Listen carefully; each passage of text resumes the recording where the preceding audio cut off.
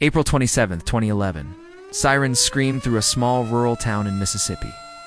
Locals scramble for shelter, cramming into a storm bunker as the siren's wail is slowly drowned out by a deep, relentless roar. The ground begins to tremble. The strongest tornado in U.S. history is arriving. It's late April, and meteorologists at the Storm Prediction Center are watching the skies nervously. They've spotted something dangerous, a massive trough of low pressure sweeping across the United States, dragging a belt of powerful winds and pulling enormous amounts of warm, moist air from the Gulf of Mexico. It's a recipe for disaster, this clash of warm, moist air with cold. Dry air aloft creates massive instability. It's measured as convective available potential energy, or CAPE, and it's off the charts. On top of that, fast-moving southwesterly, winds higher up in the atmosphere are colliding with a strong low-level jet rushing northward, producing extreme wind shear, the key ingredient that can cause thunderstorms to start rotating by early morning. The Storm Prediction Center issues a rare higher-risk alert for severe weather, including a 30% probability for strong tornadoes. By 1 a.m., tornadoes are already tearing across Mississippi and Alabama, powerful squall lines known as quasi-linear. Convective systems unleash over 70 tornadoes, along with devastating straight-line winds. But this is only the beginning. As the sun rises, the atmosphere grows even more unstable. Meteorologists upgrade their forecast to a staggering 45% risk, an almost unheard-of number. A major outbreak of long-track, violent tornadoes is now a certainty, but no one could have imagined the scale of what was about to unfold. At 10:30 a.m., a cluster of storms fires up near Monroe, Louisiana. It intensifies rapidly, merging into a violent supercell thunderstorm. By mid-afternoon, an ominous funnel cloud forms and touches down. At first, it causes minor damage, toppling trees and damaging outbuildings.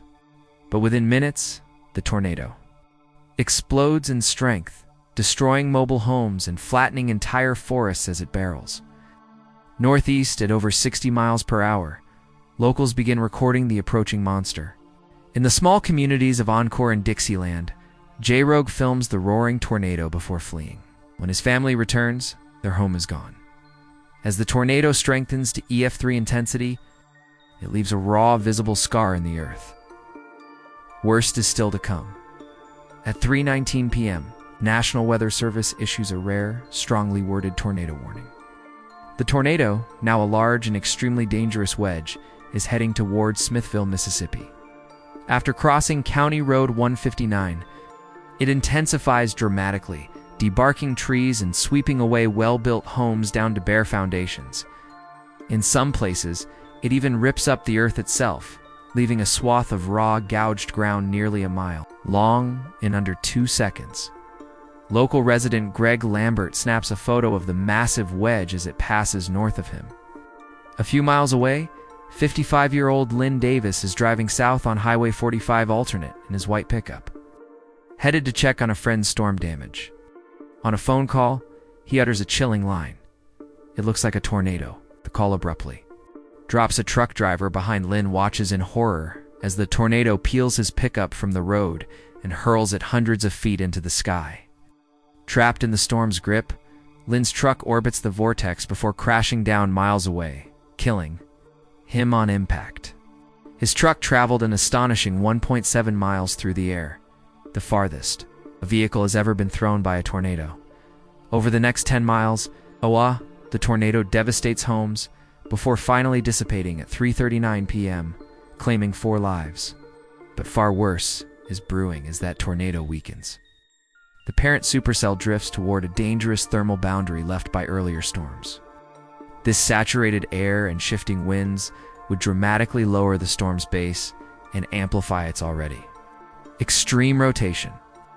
Meteorologists now realize the atmosphere is evolving into one of the most volatile tornado environments ever recorded. At 3:40 p.m., the supercell merges with a smaller storm, birthing a new violent area of rotation. Nearby, amateur storm chasers Camille Seas and Ashley Hurley step outside to film the skies. Within seconds, they spot a strange rotating cloud to the northwest, and a funnel forms at first. It's a weak vortex snapping trees as it crosses the Tam-Bigby waterway, But its calm phase is brief. The funnel rapidly strengthens, drilling into the earth and ripping up soil and grass. It then slams into a dense forest, flattening trees and stripping them of bark. Suddenly, intense wind. Sheer tears at the tornado, causing it to briefly weaken. For a fleeting moment, it seems residents may have dodged catastrophe, but the storm regains its balance, and within seconds, a monstrous core slams to the ground. The tornado surges to EF5 strength in less than 6 seconds. The pressure drops so fast and the winds become so violent that the ground literally explodes, carving a trench over 170 yards long and a foot deep in half a second.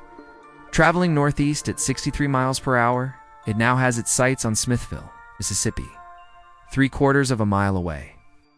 Tim Nix and his family race to a storm shelter, snapping a photo of the looming gray mass just before slamming the door shut.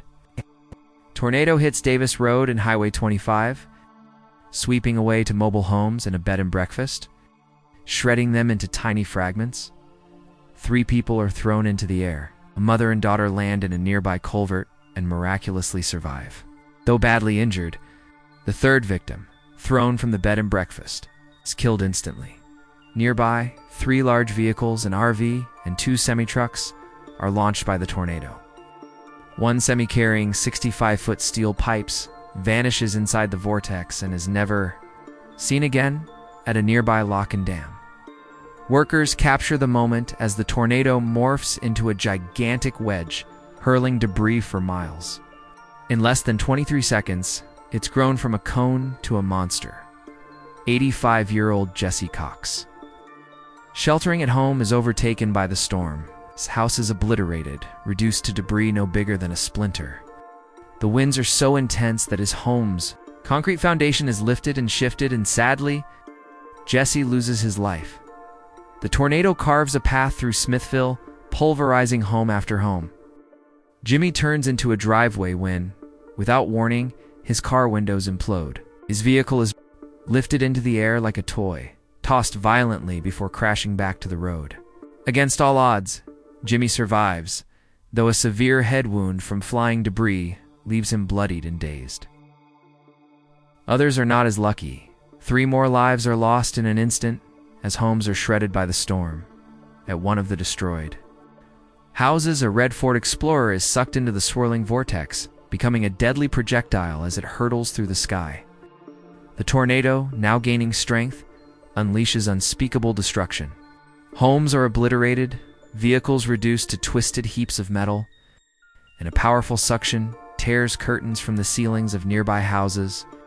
Along Highway 25, massive trees weighing several tons are not only stripped of their bark and limbs, but ripped from the ground entirely, pulverized into wooden splinters, leaving behind only gaping, dirt-filled craters. Debris clogs the air, turning deadly as it slams into anything left standing. Homes, trees, and businesses are battered by a relentless barrage of high-speed wreckage. Crossing over Main Street, a manhole cover and its heavy steel frame are ripped clean from the ground. While the airborne Explorer continues its terrifying flight, half a mile to the east, a security camera at the Smithville Police Department captures the outer edge of the tornado. Objects streak past in the frame before the feed abruptly cuts out. 3 more large, well-built homes are obliterated along Main Street, their trees stripped bare, driveways scoured, plumbing torn from the earth, and foundations swept clean. Another life is claimed in this terrifying moment. All across town, residents scramble for cover wherever they can in the mere seconds they have left. Survivors describe the approaching roar as a deafening, relentless boom like a giant hammer, pounding the ground again and again. As it reaches a row of mobile homes, the tornado claims another victim and moves toward the Pearson family home, where Carla Jones is babysitting 3 young children. With no time to reach a shelter, Carla rushes the children into a bathtub, shielding them with her own body as the storm strikes. But nothing could survive what was coming. The tornado levels the large 2-story home to its foundation, even wrenching up its anchor bolts. Trees are stripped of bark, and the 3 children vanish into the vortex, only to be found over 100 yards away in a nearby baseball field, badly injured, but miraculously alive. Carla, just 37 years old, gave her life to protect them. At the same moment, the red Ford Explorer that had been picked up along Highway 25 slams into the Smithville water tower. The collision leaves a massive dent in the tower's steel frame before. The SUV is launched back into the air. Elsewhere, Michelle Wallaw and her grandmother race for a nearby storm shelter. The tornado's roar is so loud they can't hear one. Another as they dodge flying debris. Incredibly, the two women are swept off their feet by the violent winds, but land just inside the storm shelter's doorway, escaping with their lives. Sadly, their neighbors aren't as fortunate. As the tornado reaches Smithville's eastern subdivision, it attains its maximum intensity. Well-built multi-story homes are erased from existence. They remain scattered and granulated beyond recognition. Roads are peeled apart, the asphalt rolled up like paper. The 8 people still above ground here, none survive.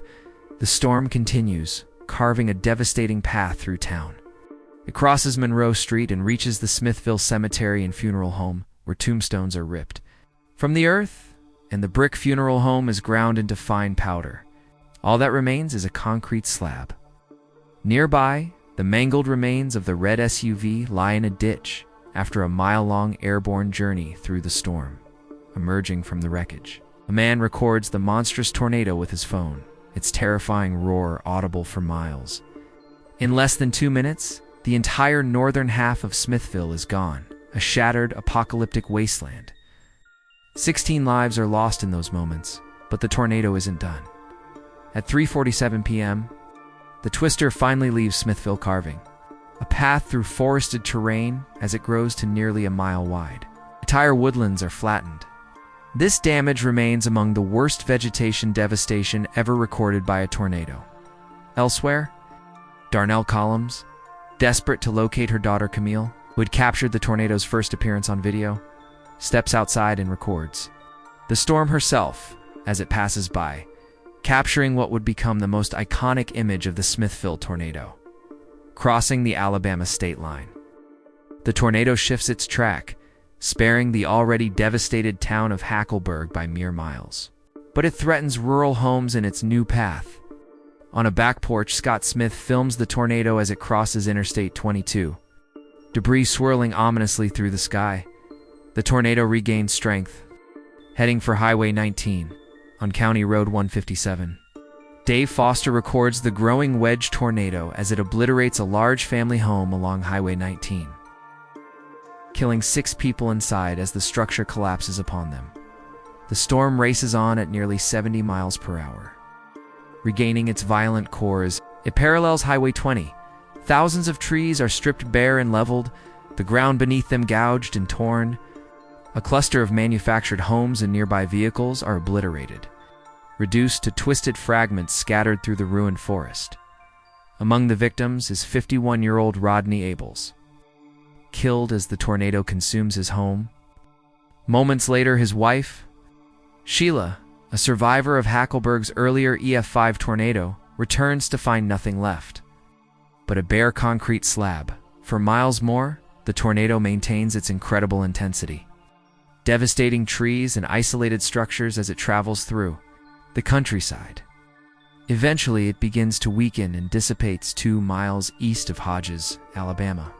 Its final track stretches nearly 40 miles, but while this tornado's path of destruction finally ends, the tragedy of April 27, 2011 is far from over. Across Mississippi and Alabama, dozens of tornado-producing supercells fill the skies, spawning hundreds of strong to violent tornadoes, including 3 additional EF5 south, leaving hundreds dead and communities forever scarred.